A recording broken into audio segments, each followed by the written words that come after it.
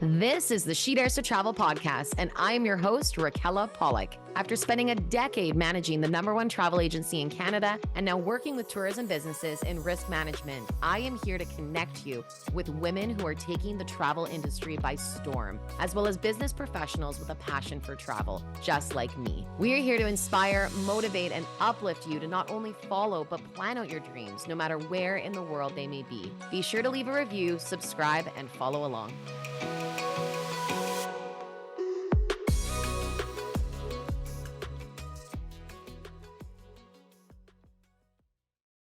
Welcome back to the She Dares to Travel podcast, where we share stories of inspirational women from all over the globe. And today's guest is absolutely no exception as we speak with Jennifer Halboth, the CEO of Riverside Luxury Cruises, where these are unique river cruises that I have yet to experience, but it is high on the bucket list, where you can experience Europe from a different point of view, immerse yourself in beautiful cities, and really only unpack once when you go on a trip aboard these exquisite ships with incredible amenities. Jennifer has a long history in the tourism industry, working her way up at the Globus family of brands, and I am looking forward to hearing her journey to the top of river cruising. Jennifer, how are you today? Good. How are you? Thank you for having me. This is awesome and exciting. I'm so excited to chat with you. You are welcome. The back of your screen looks like you are on a river cruise right now. Is this a fact? Yeah, I just try and keep it always feeling like I'm on a river cruise because, when you're on a river cruise, things are good, things are chill, life is fabulous. So, but yeah, that's the pop-up bar on one of our ships. Gorgeous. It like transports me there right now. I absolutely But love really, it. I'm in Colorado because you probably wondering where I'm Oh, really at, but I'm in Colorado. Yeah. wonderful. Have you always lived in Colorado? No, actually, I grew up in Michigan. Yeah, really my whole life in Michigan. But then when I graduated from University of Michigan in 95, made my way out here and have been in Colorado ever since, but obviously traveling a lot in between them. I bet. Back and forth from there to Europe, imagining. Lots of Europe, lots of Europe. Lots of Yeah. Europe. What is one of your favorite things to do in Colorado? I've never Oh been. gosh, snowboarding, Mm. hiking, looking at all the animals. I mean, like where I live up in Evergreen outside of Denver, and you can look outside and see elk and deer. Over the last month, it's kind of a cool thing. I've seen a black fox. Has anyone seen a black fox? An all black fox with a white tail. And then I started What? doing some digging and finding out also how rare the black fox is, and also how rare it is to see fox during the day. And I saw the black fox 3 times during the day over the last month. So I looked into it, and it's like a signal of being open to challenges and changes and newness and putting yourself out there. So I was like, I'm all on board with that. Yes. I was gonna ask what you think the symbolism is behind that, but that is Yeah, incredible. I dug in right away. I was like, I've seen a fox like this. And I saw it one time before I went to the Asta River Cruise Expo and twice since. So, oh, kind of cool. Wow. That is exactly right. Focus, keep going. Like you're on the Yeah, right track. Oh, I love that. yeah. Incredible. So growing up, have you always, how did travel impact you growing up? Were you traveling quite a bit as a child, or is it all more as an adult? I would say more of the heavy traveling as an adult. I didn't get on a plane until I was 10, but I flew out to Oregon to visit my cousin and my aunt and uncle, and road trips to Florida. I mean, when you grow up in Michigan, it's, road trips to Florida, road trips to DC. So I do think that, for a lot of people, especially in the US, a road trip is like your first foray into travel, right? It really is. And it's still one of my favorite ways to travel, because I feel like the minute you get in the car and you got your Twizzlers and you've got all your stuff and you got the tunes playing, you're on vacation, right? So I do love that still as a travel style, but I think a lot of people in the US, that's actually how they start traveling. And I think that how travel impacted me is that, I mean, most kids, it's just the way it is. We want to be away from where we are in our daily life, right? And traveling allows you to kind of have that little escape and discover something new. And I think that is probably like the impetus and base for all wanting to travel. And then I think as people grow and whether they have more money or more access, they go further. But it really just comes down to exploring. So true. And I feel for your friends up here in the north in Canada, we are so similar with the road trips because I grew up on Yep. so many road trips everywhere. And you're right, even to this day, it's that feeling of getting in the car and like, okay, here we go. Put on the music, get the window Yeah. down. Yeah. Let's Now, of course, cruise. 12 hours in, you're like, are we there yet? But you know what? It's okay because the beginning is so fabulous. And you stop at Exactly. places, you're like, let's stop at this roadside thing and see what we can get into. And Yeah. I Oh. think that a road trip allows spontaneous exploration almost better than any other travel style. Hmm. Very true. Now, did you also go to university or college out that way? Yep, I actually started at the Kalamazoo College, which is, as we like to say, on the west coast of Michigan. And I did 2.5 years there studying art history. Then I transferred to the University of Michigan and went there for undergrad business school. So I basically studied business and art history. Nice. And what was there a reason for the transition from art history into business?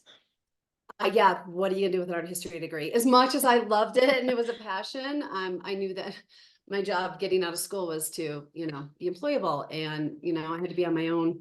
Even though I had great supportive parents, I had to have a job, and I knew that the Yeah. path to art history might take more schooling to do what I wanted to do. So I just, and I was in Michigan Business School is really like one of the best business schools. I probably could never get into it now, but I got into it. So go blue. We got it done this year. But so it really was a very practical decision, but I still took a lot of art history classes, even when I studied business. Nice. And how did travel come into play with business? Or what was the job even right outside of school? Was it in tourism? It was in professional sports. Well, first, aside from Hmm. waiting tables and stuff, I mean, Mhm. I moved here. I literally graduated from Michigan, worked for a couple weeks, went to Europe for 3 weeks, like did the Euro like landed in London, down to Italy, up to Austria, Amsterdam, 3 weeks, flew back into Colorado. No job, no place to live, no car, $500 left in my bank account. But Yes. I'm like, but I knew I Adventure. wanted, Here we go. yeah, I wanted to live in Colorado, and I knew I wanted to take that trip. And I'm really glad I did, because I know once you start working, sometimes I think it's more common now, the gap years and the time. But, kind of back then, in the 90s, it was kind of like you graduate, you maybe go somewhere, and then you start working. So I knew I had this small window. And if I went back to Michigan, I knew I wanted to live in Colorado. So I just took a risk and, just went out on an adventure. And my first job was actually truly, after waiting tables, was in professional sports. I worked for the Colorado Avalanche for the first 2 seasons. Okay. Right when I Yeah. moved to Colorado, they had come from Quebec. They were the Quebec Nordiques, and I grew up on Hmm. hockey. My dad was a hockey ref. I grew up in Detroit, so hockey was kind of an integral part of my upbringing. I loved it as a Amazing. sport, and that actually was my Hmm. first job. But while I was there, a woman I went on maternity leave, and I had to, for a couple months, work with the charter company, pick the meals for the Mm. players and work with the charter companies. So that, I guess, that was kind of my first foray into travel. Logistics. Yep, yep. Interesting. Wow. Yeah. And what was your overall role with the Avalanche? I was in media relations. So Okay. I worked with the press. Mhm. I, worked with the front office, Pierre Lacroix, the GM, the PR professional. I mean, it was really Yeah. pretty hands-on, worked on the media guide, but really, I think I fixed the copier. I think I fixed the Mm. copier because it broke down all the time trying to do the game notes. Yeah. I love that. What an experience to go right out of schooling into something so unique. Really, really unique. And a passion, even if you will, with hockey and growing up and understanding that to go right into it from school. What an opportunity. Yeah. No, it was Yeah. amazing. I mean, I was like, how am I doing this? And it was an unpaid internship. So I waited tables. And I Hmm. mean, you do that kind of stuff, right? When you find something, you're Yeah. like, I'm gonna do this. You do whatever you need to do to make it happen. And it's a great Yeah. story. And I love Hmm. sports, but I'm much happier working in travel and keeping sports as my hobby. Yeah. Oh, I hear you. So then how did you go from sports in and transition into tourism? What did that look like? Well, I left the Avs. I went into radio for a little bit, Mm. and then I got a job at Airwalk. I don't know if you and Airwalk. They were snowboarding boots, Okay. skate shoes. Here in Colorado, Oh yeah, and Airwalk. Airwalk. Yes. Yeah, I worked at Yes, of Airwalk. course. Yeah. Yeah. So I stayed on the kind of PR and marketing slant, worked at Airwalk. And then they went out of business and I was unemployed. And I I applied for a job at the Globus family of brands. And I started working there in 2003, came in as a marketing manager and stayed there for 19 years and did, marketing, kind of moved my way up, but then moved over into sales and moved over into national accounts. So that's where, I mean, really it's the Globus family Mm. of brands is where I really like dug in on travel. But actually, I forgot, even before then, I worked at trip.com, one of the early internet travel sites. So Mm. that was probably, my first foray into true travel, but it was, online. Whereas I feel like when you work at a company like Globus and Avalon and now Riverside, that's really true travel, right? You're working in the Yeah. product. So yeah, I had a couple different paths. Definitely. So it's almost like trip.com, was it? That was Yeah, almost like the trip.com. bridge. Yeah, the Yeah. bridge to get you in. And Globus Family of Brands, I mean, I worked with them a lot at the travel agency. We had a ton of, the Avalons, the tours they do. There's so much that they offer. I can imagine that job took you places around the world. I mean, that job changed my life. Honestly, I Yeah. was extremely grateful to join that company. Still a great company, just, family owned, just really good, like low ego, amazing people. I learned so much there. And to move from marketing into sales, that's not a, traditional trajectory. I was very fortunate to then, once I moved into sales, get to know a lot of industry peers, go on a lot of different product. Like I had never even been on an ocean cruise until I moved into sales at Globus, So Yeah. I just didn't. I did different types of travel, but it really did open so many things to me, and I will be forever grateful. Mm. Well, they do a lot of in the travel industry, they do a lot of FAM trips, which are familiarization trips, which essentially are heavily discounted or free. So they can show you the products so you can sell. Did you end up doing quite a few of those in order once you moved into the sales job? And whereabouts did it take you around the world? Well, I mean, because I was in national accounts a lot. I mean, of course, a Mhm. couple sales meetings. We did a Yeah. sales meeting in Scotland. We did Italy. Mm. We did the, Canadian Rockies. But a lot of what I did once I moved into the national account role, it was host advisors and top producer events. So I did a Mm. tour in Spain with, Spain and Portugal with travel leaders. And then I hosted top producer events for travel leaders and signature doing charters on Avalon, which is, I think once I got the opportunity to kind of, I mean, I'd been in marketing, moved into sales, and I realized I have a little bit of an operational brain too. Not enough to be fully in Mm. operations because I like the front of the house too much. But to put together a charter for a partner and think about the unique, cool things you can do and to watch everyone come on and have it be their ship, I loved it. I was like, this is fabulous. So I really started to fall even more in love with river cruising during that role. Mm. And how wonderful is it that we've seen it from all angles, right? You've seen it from the beginning to the sales and then move, of course, as we'll talk about into operations as CEO now of another river cruise line. So what would you say is in all those travels that you've done so far, where would be your favorite? I love this question and I hate it because you can never pick a I favorite. know. It's like I picking your favorite know. child, your favorite song. You can't, it's really, You can't do it. So if you had to suggest, if we narrow down into Europe, one place that you would highly recommend someone to go, where would it be? mm, mm. All right. So in Europe, right? So you narrowed it down Mhm. to Europe. So, well, okay. So I really fell in love with Budapest. I had done a lot of Mm. travel. I'd done the Rhine before, done some Danube, but I finally got to Budapest, for my first time, really only a couple of years ago. So even though I'd been selling river cruise for a long time, well, for what I fell in love with it for is, I mean, my heritage now I know is German, Irish, Hungarian, and Polish. And it was the first time I went someplace where I looked around at the women, I was like, oh, you look like me. You are my people. And I just loved how Budapest for me is kind of a linchpin between Eastern and Western Europe. It's raw. It's got cool history. It's kind of funky. I love the two Mm. sides. I love the ruin bar area. I mean, it's just cool. So I just felt like Budapest really spoke to me as a place where you could get some kind of refinement in travel and some like gritty discovery in travel, which I really like. So Mm. I recommend go to Budapest. Love that. I've never been. again. Keep Ah, putting it on the yeah. list. Put it on the list, that list. What's the best thing to see or do when you're there, do you think? Well, I mean, there's a lot of, there's a lot of history, with, Yeah. World War II and just, everything went down. What's cool is there's two sides. So go on the Buddha side and the Pesh side, go to the Parliament building. So they've got, it's great. They just have a nice combination of kind of must-sees that you want to see, but also it's a great city to just roam around and see what you get into, which is one of my favorite things to do when I travel. I mean, I'm very blessed to go on a lot of really amazing trips where I get to see and do a lot, but some of my favorite things are when I just wander around the street.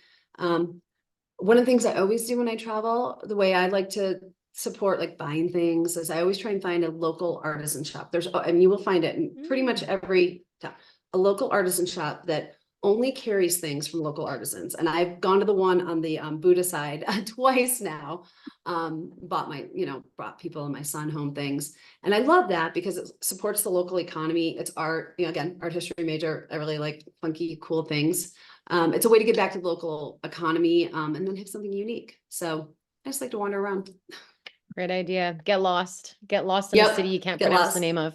Why not? Yeah. I don't know where I'm at. Hopefully someone can come get me now. Yeah, You Siri, can always help me find out, your way please. back to a river cruise. You get where's the water? Go down there and then take a right or left, depending on where your ship is. That's how you get back Yes. to your river cruise. Oh, that's a great tip. Yeah, that's a really Yeah. good one.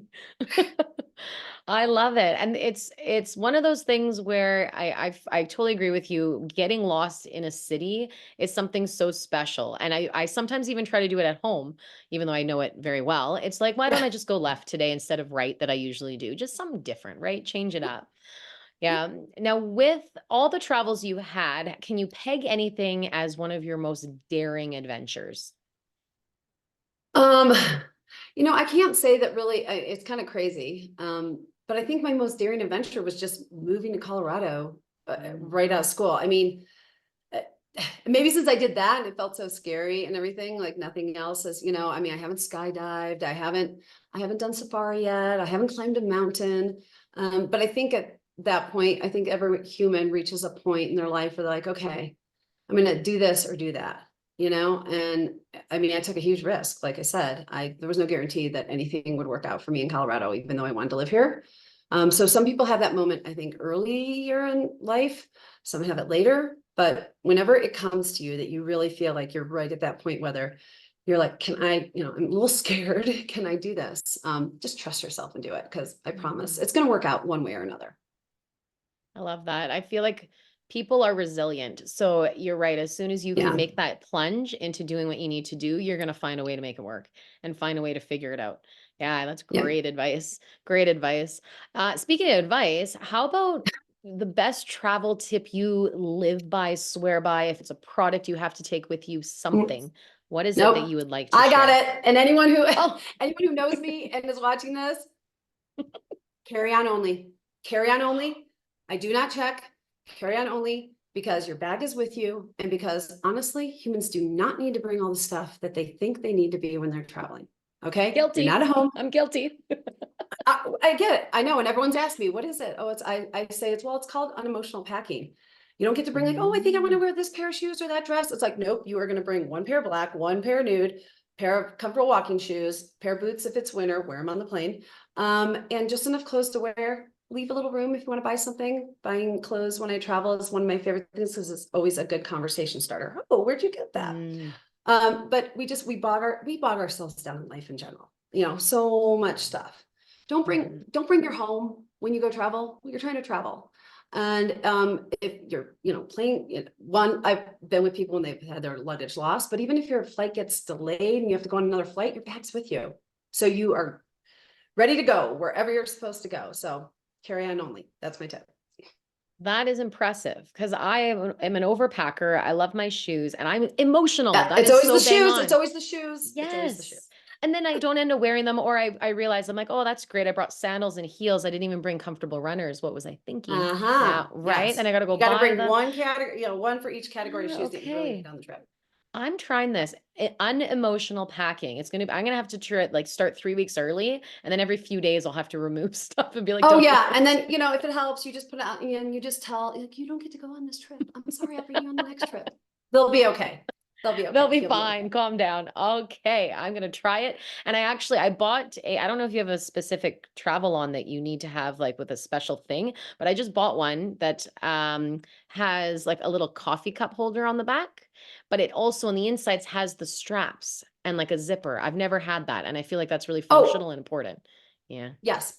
Nope, absolutely. Yeah. Yep. I have had Yeah. 3 separate bags. Like, in fact, I just Mm. donated Rosie. I had to take her to she's got the zipper caught and I couldn't get it undone. And I was like, okay, I guess this is time to let Rosie go. But one side it zips, has straps. It's just like, yeah, you can get everything in there and it kind of keeps everything organized. Is Rosie the bag that you bring with you? Rosie I was love my bag and she replaced this Big is Red. perfect. So This is so yeah, perfect. I love this advice. This is the best travel yeah. tip. Okay, I'm gonna try it. Next trip, I am definitely gonna try carry-on only. I'm gonna be so stressed. I'm gonna message you and I'm gonna tell you it You all worked please out do. fine. I will provide you support and let you know it's going to be Thank okay. you. Please, I need it. I will need it. Oh, I love that. So switching gears now to talk about the trips that you go on, to talk about what you do at Riverside Luxury Cruises. I love the idea of a river cruise, and I just would love for you to share what the experience is like, what trips you can go on with Riverside. Yeah. I mean, so river cruising is still fairly, it's now obviously much more mature than it was when I started, say, in 2003 selling river cruises. I think a lot more people know about it now, but I think it's still a misunderstood style. So what's great about river cruising is that you get to see and do Europe in a way that is so intimate, so hassle-free, yet so accessible and varied. So you're not just staying in one hotel.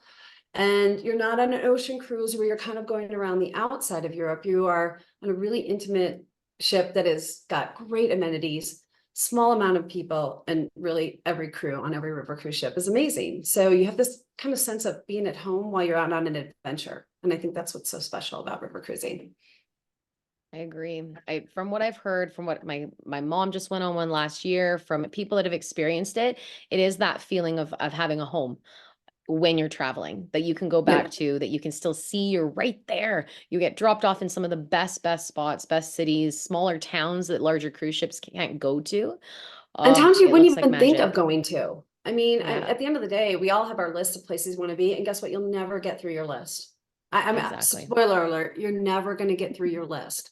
So Hmm. good to make a list of things you want to do, move things to the top, and then also let some things unfold because you Hmm. also don't know what you don't know until you experience it. Yeah, And I think river yeah. cruising facilitates that. So true. What's the vision, would you say, for Riverside? The next 5 to 10 years, where do you see it? Where you want to see it? Yeah. Well, I mean, first and foremost, we really want to occupy that top spot. And the luxury segment for river cruise because that's why the owners got into it. They've owned and operated luxury hotels. They really want to deliver luxury, and they saw that there's a lot of people who have yet to take a river cruise who are luxury because they think a river cruise won't deliver the level of luxury that they're accustomed to and the hotels or resorts they go to. So we want to deliver that. But more important for me, and that hopefully will attract new people to river cruise. But I think it's about going younger, sharing the flexibility, delivering a travel style that you can't get anywhere else, and having people want to come back to us because of the people, because of the food, because we keep things fresh and we are establishing a new luxury. Like everything is relative in this world. What is luxury to you? What is luxury to me? We want to deliver that high level, but we want it to be relaxed and more accessible. We want to be that line that people can just trust to be themselves, enjoy their vacation, meet new people, and come back again and again. I mean, we really want to be known for that. We want to be known for a brand that helps you facilitate who you are and how you want to travel, and not so much just another river cruise line. Hmm. And I feel too, with the amount of cruise lines that are out there, river, ocean, they all have their place. They all serve Everyone for has their place. catering. Yes. Yeah, catering for somebody that wants something different. And you could try one and be like, ooh, maybe river cruising isn't for me, but don't count it out because maybe it just wasn't the right ship or the right line to go with. So it's incredible you guys are filling that need for something different. Now, with it being luxury, what type of amenities can you find on board that really stand out? Yeah, I mean, well, I mean, our space and design, I mean, these ships are beautiful. We have a larger average suite size, less people on board. We only put 110 on our 135-meter ship. The other lines range from 150 to 190. We put 110. So then it goes into having space for the guests, whether they're in their room or they're out in the common areas. But then culinary. I mean, at the end of the day, you cannot get the luxury client without top-notch culinary. That's just hands down. And we really do put a huge emphasis on this. And if there's one thing that I feel like in the year and a half since I've been with the company that we have really established, it really is that we are delivering another level of culinary, from cooking, food à la minute, as they say, like on demand, having more variety, having more chefs. We bake bread fresh on board. We have homemade pasta. You really notice a difference. And then finally, it's the service, right? We have a butler in every suite. We we want service to be personalized. That's why we have a butler, and it's not about everyone doing the same thing. It's about you choosing how you want this river cruise to be for you and having intuitive service. And then other things that obviously fall into the luxury set. We have spa services on board. We have an indoor pool. We have bikes on board. All the ways in which a luxury client would want to explore on their vacation, we want to make sure that we cater to. I've heard too that a lot of the chefs will take local groceries from the town that's being Yep. visited to even use on Yep. board to really Yep. cater and elevate that experience too. So Yeah. good. Yep. That's very common So across a good. lot of the lines. But Yeah. because we have a larger galley, we can really, we've got a lot of cool stuff on it. Oh, And like I said, we make the bread fresh. But that yeah. is the whole point of, like, you'll see the menu on our, South of France cruise is going to be different than when you're up on the Danube or on the Rhine. But we're always going to have some standards that you can always get to, because we know that palate is personal. And even Mhm. if you're out and you're kind of curious or explorative with cuisine, sometimes you just want to get a good Caesar salad if you need it, or a good piece of filet mignon, and call it a day. Yeah. Yeah. So what places, you mentioned a couple places that you can go to. Can you go on these cruises, and what time of year is the best, would you say?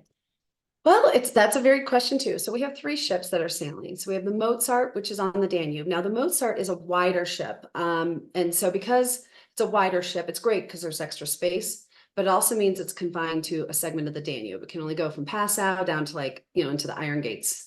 And so all on Vienna, Budapest, lots of different itineraries that way. We just launched and christened the Debussy with the amazing godmother, Allie Pierce, when we were in Amsterdam. And the Debussy will do tulip time and then get down onto the Rhine, the Mosel, and then also go into some Danube, and we'll continue and do Christmas markets on the Rhine. The Oh, Mozart I will do love that. Christmas markets on the Danube. And then we have the Ravel, which is in the south of France. So it will do Rhone up into the Saône in some times of season. So those are all very different experiences. And there's really no, like, ideal time to say you can go. I mean, I think for a lot of people, going in more off season, getting in there in like late April, early May, going in mid-October to early November is a great time. I mean, just naturally there's going to be less people, but Europe is really hot. So, I mean, Yeah. in terms of people wanting to go there. But then Christmas markets is really cool for people who want to do tulip time, right? It's a small window to do that. It's like right now, the Kuchenhof is only Yeah. open for like 6 to 8 weeks, depending. And to catch that part of Europe as it's like coming to life, that's really intriguing. But you have to be a little more open with, maybe it's rainy, maybe it's a little colder.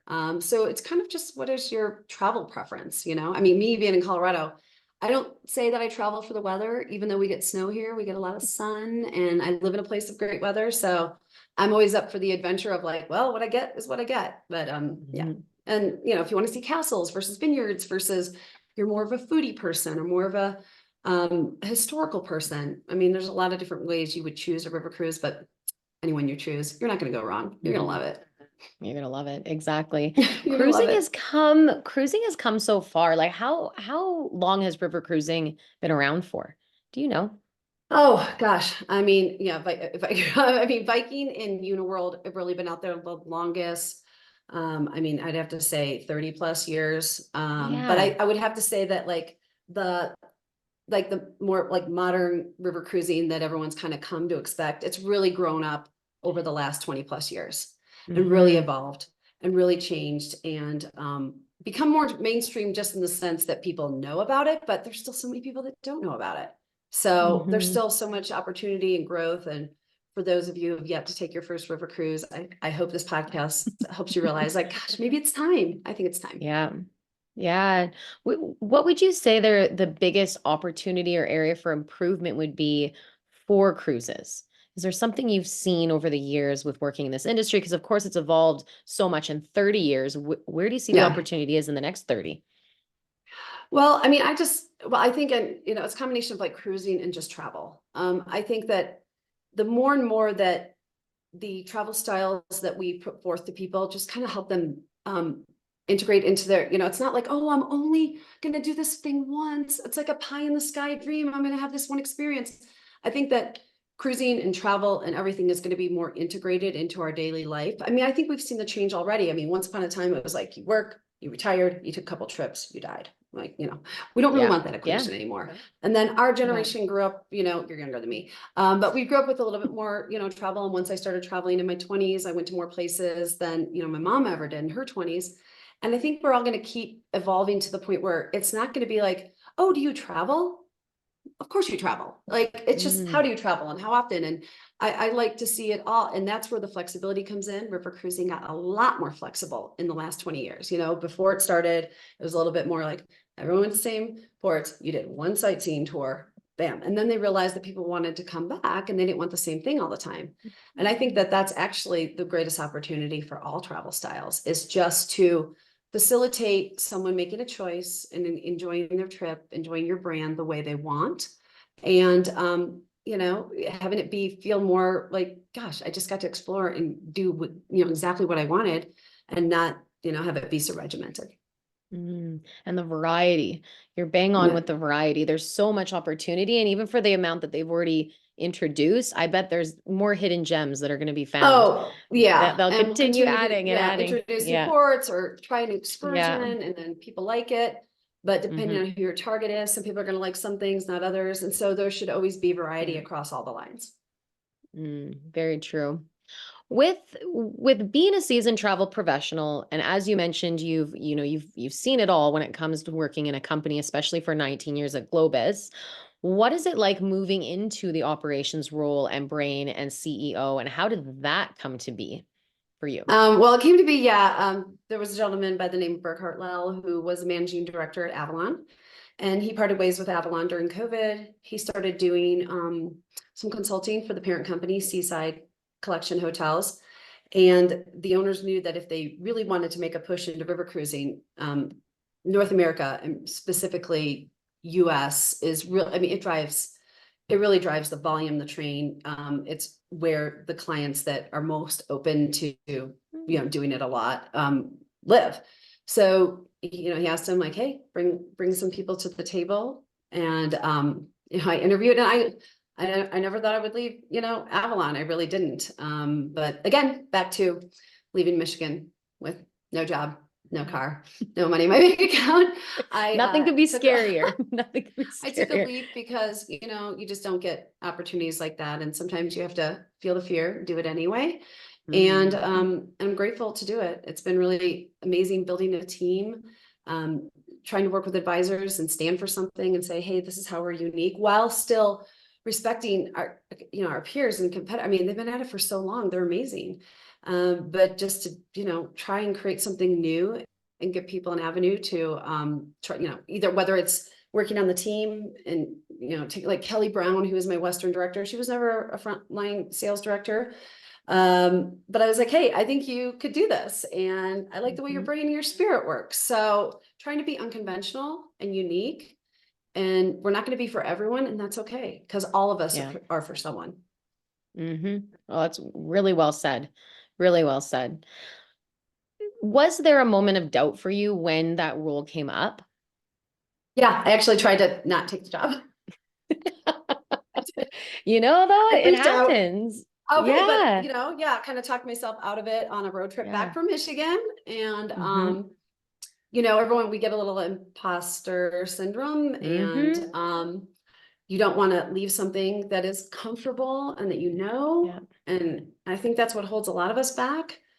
We fight so hard. Like, look, I mean, I had so many different jobs in my 20s and nothing long term until I got to Globus.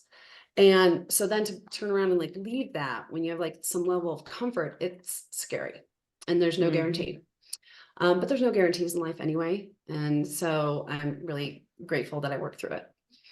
Good for you. Was there any specific moment or thought or practice that you went through that helped get you to the yes?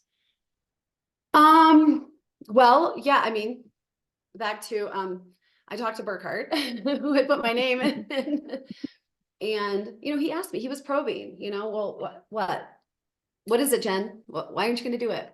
And I kind of shared a few things, like, oh, well, timing and this and that. And he looked right at me and he said, Jen, don't make yourself small. Oh, And I was like, okay. And that's my tip to everyone. Like, don't make yourself small. And whatever you choose to do. I mean, we're not, there's only so many people are going to be like wildly famous and wildly wealthy. Like it's really not the end game. It's really about finding your unique, authentic path and being in a place where you can be your true, authentic self. I mean, that is actually why I took the job. The fact that I'm selling river cruises, amazing, right? Really yeah. grateful, amazing style. But it was even this Astor River Cruise Expo when I went this time, and I had advisors come up to me and say things that actually made me tear up and kind of reminded me of my purpose. The purpose we have is to all help each other and to help each Mm, other find a path, be happy with who you are. And that means it looks different for everyone. And so that's what I appreciate most about being in this role. I'm so proud of my team. I hope they're out there being their authentic selves. And that's what I'm trying to do. I love it. It made me tear up a bit actually, right when you said that, because that hits home and it really does. And I know that imposter syndrome has been a conversation that many women have Mhm. talked about, but I also know Yeah. it's a conversation many don't talk about. And I've had women that are on a few upcoming episodes and we speak about it, and it's something where we don't talk about it enough. But so many people have it. Men can have it, women can Oh, have, yes. anyone can have it. It's just we Yeah. don't talk about what it means. And when that little, I call it like the little creepy voice that just comes up and is like, whoa, Yeah. what are you thinking? Yeah. What are you thinking? Right. But it's true. Yeah. And I think that's such great advice. And no matter who your mentors are, it's so important when you have that opportunity to be able to go to those people whose voice matters to you so they can help you see things in a different way and find another perspective, which it sounds like he did for you. And I'm sure you guys, continue to talk still to this day because Yes, he still has we a hand do. in Riverside, right? Yeah, he He, does some things, but like kind of behind the scenes with okay. like deployment and Yeah. stuff. Yeah, absolutely. Yeah. No, I'm eternally grateful. Yeah. It was just a point in time and his support meant a lot. And that's the thing is when those things happen, you don't need the support of everyone.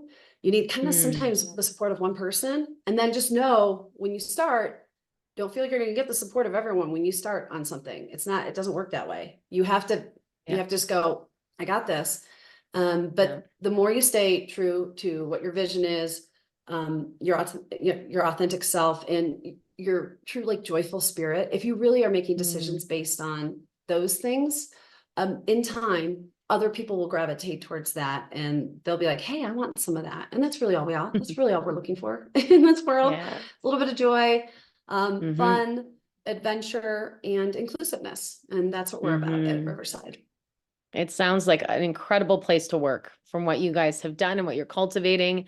I'm really thrilled to see where you guys continue to grow and hopefully get on one of your cruises sometime very soon. And Let us know. We'd love to have you. oh, thank you. Thank you. Thank you. And I love that advice. I think that's a great way to end things off. Where can people find more about the company, you? Where can they go? Yeah, you can find us at riverside-cruises.com. If you're a travel advisor, it'd be /TA. You can find us at Riverside Luxury Cruises NA, so it stands for North America, on Instagram and Facebook. You can reach out to me directly, but I definitely encourage those of you out there who are travelers to use a travel advisor. Just like I talked about with our river cruise, like going on a river cruise, you don't know what you don't know. Travel advisors know maybe what you don't know and can help you get on a path of more discovery and better traveling and better memories. I'm a firm advocate of travel agents. I know how much they do. I know how much they work. And my biggest advice is just find one you like. If one doesn't Yep. work for you, don't cancel them all out. Go find another one. There is one Yep. out there for you. So thank Absolutely. you again so much for your advice, your inspiration. I'm again thrilled to see where you guys are going to go. So I really appreciate your time today. Oh, thank you so much. It was an honor to be on. Thank you to our sponsor, Kentucky Holidays, with tours being operated all over the world for travelers 18 to 35 years old. You can also save $100 Canadian off your next trip on kentucky.ca when you use the promo code SHEDARES. That's all one word. And speaking from experience, I have traveled on these tours and I've met lifelong friends because of it. Happy travels. If you like this episode, please subscribe, download a few more, and leave a review. I really would love to hear from you, what you enjoyed and what your key takeaways were. And of course, please let me know if there's any aspect of the travel industry you want me to talk about next. You can also search for the hashtag #SheDaresToTravelPodcast on Instagram and comment on the episode's post with your questions. I'd love to answer them all for you guys. I hope you enjoy your day, stay so well, and until next time, fly straight.